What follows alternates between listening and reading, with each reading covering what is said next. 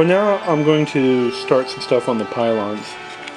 And these are the pylons that the warp engines rest on, the nacelles.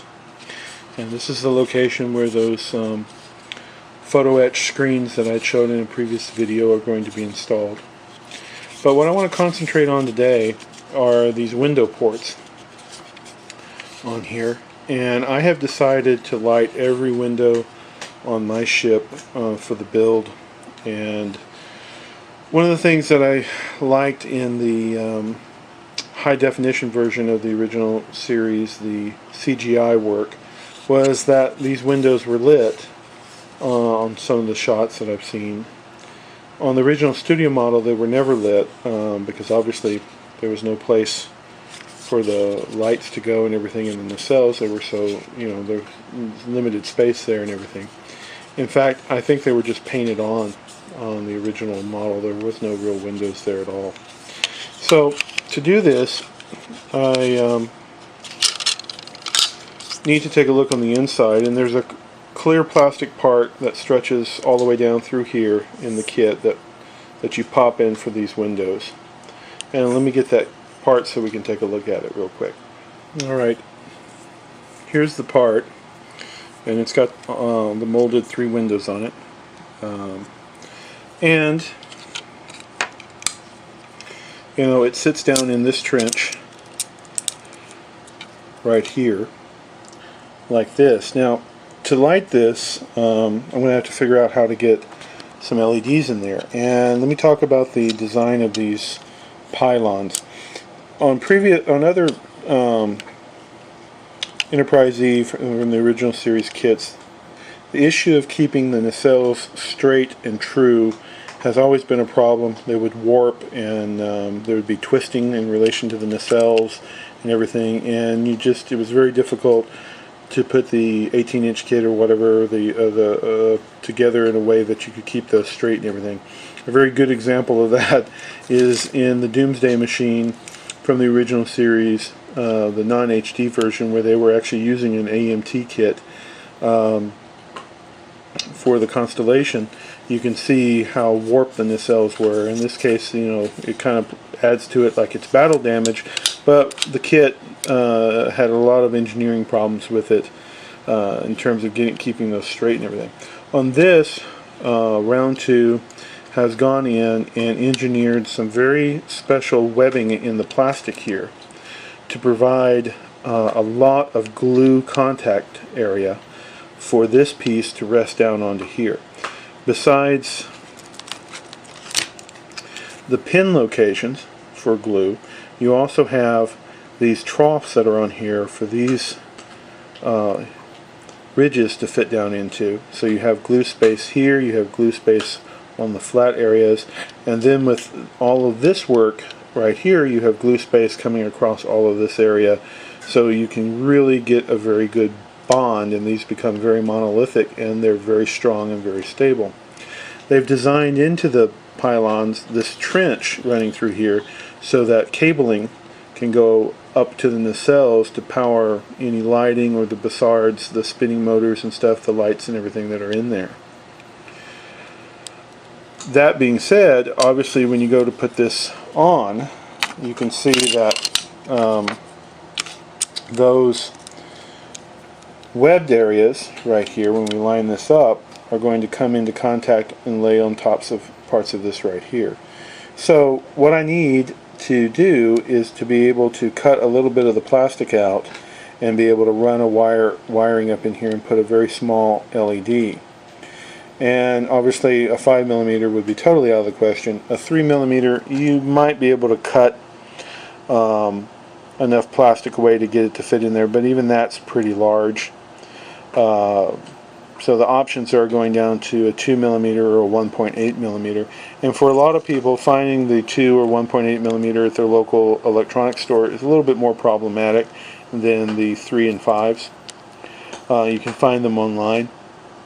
But I have a problem, I should say a concern, about cutting away a lot of this plastic to fit in an LED to light these 2 windows here and to light the window down here on this side.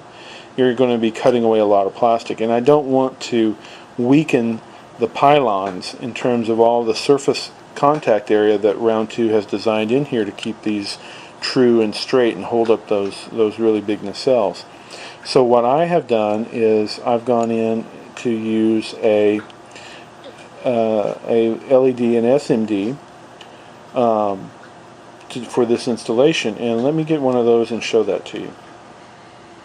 Okay, here it is, and this is an incredibly small light emitting diode, and if I can get it up here and the camera can focus, or at least maybe come close to focusing on it, focusing on my finger, you can see how small this is. And what's nice about this is it's so small that I'm going to be able to trench just a small section on the plastic to be able to run these 2 little wires into, and I'll be able to embed this right up against the kit part to be able to light these windows. And let me light this up. Let me see if I can do this with one hand, and so you can see what the light source looks like off of these.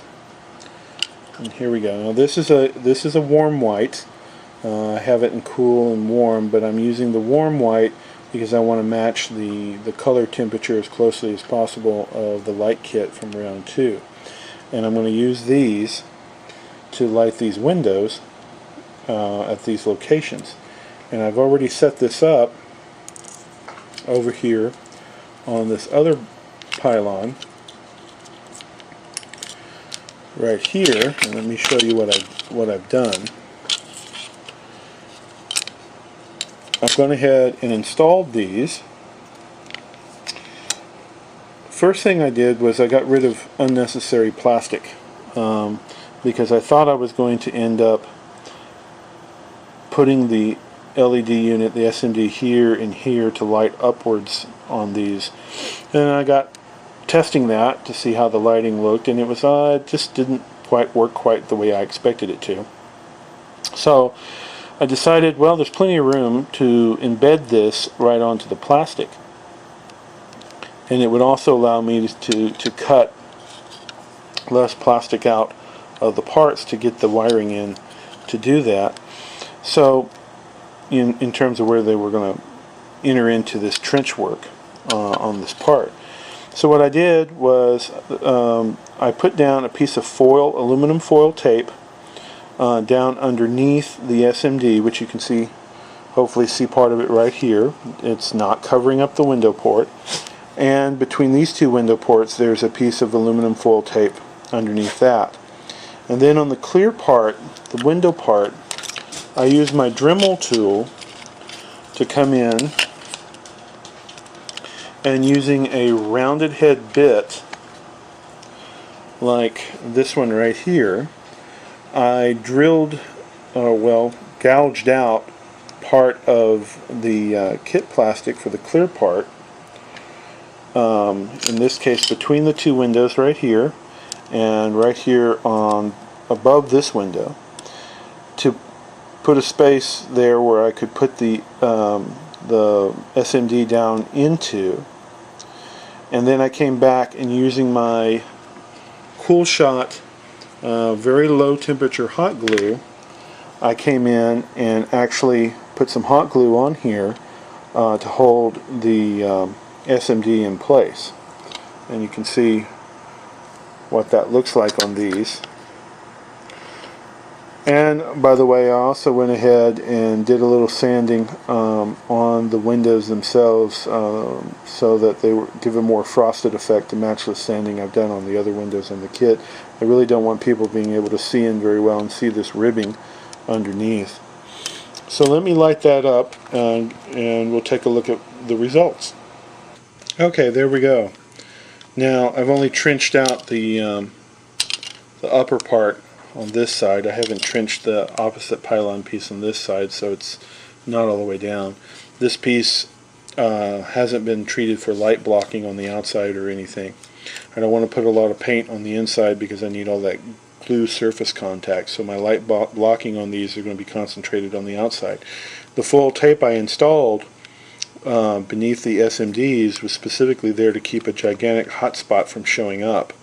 So I just have this little bit of hotspot around it, but the main SMD is not being reflected through because those are so strong that up against the kit plastic you would have to put down a tremendous amount of paint on here to be able to light block that well enough. I was concerned about that, so using the foil tape in there blocks that, and it's reflective, so it reflects back.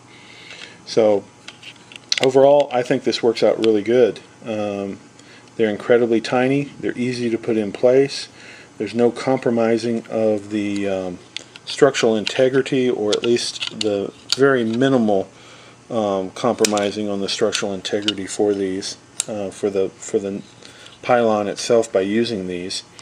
And they light up the kit plastic really, really well, and the color temperature of these match pretty decently. So I really think this is the best way to go. The cabling is incredibly thin gauge cabling for these, so it'll fit down the trench with all the other cabling for the nacelles, I think, quite nicely, and that should really work. So I think I've got this little problem solved, and it'll obviously let me light up the windows on the pylons, which I know that I've heard from a lot of different modelers that are looking at building this kit or have already started. They've expressed comments to me about lighting up different windows and things, and the pylons have come up on several different occasions on, in discussions about lighting these. You could use a 1.8 millimeter LED, which is one of these right here, which is bent, which I have pre-done up to solder for another part of this project, which I'll be showing in a later video. But even so, these are substantially larger than the SMDs. Let me set this one down right here and show you the comparison size to the SMD. I mean, the difference in size is rather tremendous. The actual light emitting section's that yellow square right there. So in size, there's a huge difference between them. This is a huge space savings. Using SMDs, if you don't have the light kit and you're doing your own lighting on this model kit, using these little SMDs back at the shuttle bay area, because of all the clearance issues that people have been having around that, this would be a wonderful alternative to install to light up back there without having any big cabling cluttering the way and causing problems and closing up the two hull halves of the engineering hall. So now I buy these pre-wired. You can also buy the SMDs by themselves. They are, to say the least, a little difficult to solder, and I'm not great at soldering, so I have burnt out my share of these little suckers trying to get them soldered up. So I've learned that it's worth the money just to buy them pre-wired. It doesn't cost much more to get them pre-wired, and that's what these do. And I have these, they're resistored for a 12-volt system. So anyway, I'll put up a link on my building thread for these on Sci-Fi Model Action. If anyone's interested in where you can get these. Now, I'm not recommending any particular vendor. I'm just saying this is where I get mine. It's a vendor from China, and it takes me here in Texas a couple weeks to get them in. But it's a lot cheaper than buying anything like this at any of my local electronics stores. So anyway, that's an option for everyone. It's a really short update, just dealing with the lighting for this. Unfortunately, I'm sort of dead in the water for some issues because my wonderful soldering iron fell apart the other day, and I've ordered a new digital control soldering iron. Hopefully that'll come in sometime next week, and I can get back and get this kit, some of the lighting issues finished on it, so I can start getting it truly buttoned up. Thanks everyone for watching, and I really appreciate all my subscribers for subscribing, and I hope that some of my techniques will help you out, or at least give you some items to think about on your build for this.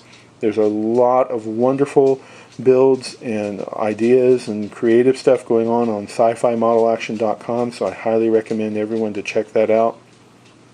All the members over there are very creative, and they're very helpful to one another in coming up with ideas, and it's a great forum. It's the only forum I actively participate on anymore, just because of the wonderful spirit that's over there in terms of everyone helping each other. You know, you don't find criticism, you find people helping. So there you go, and I hope this helps. Take care, everyone, and happy modeling.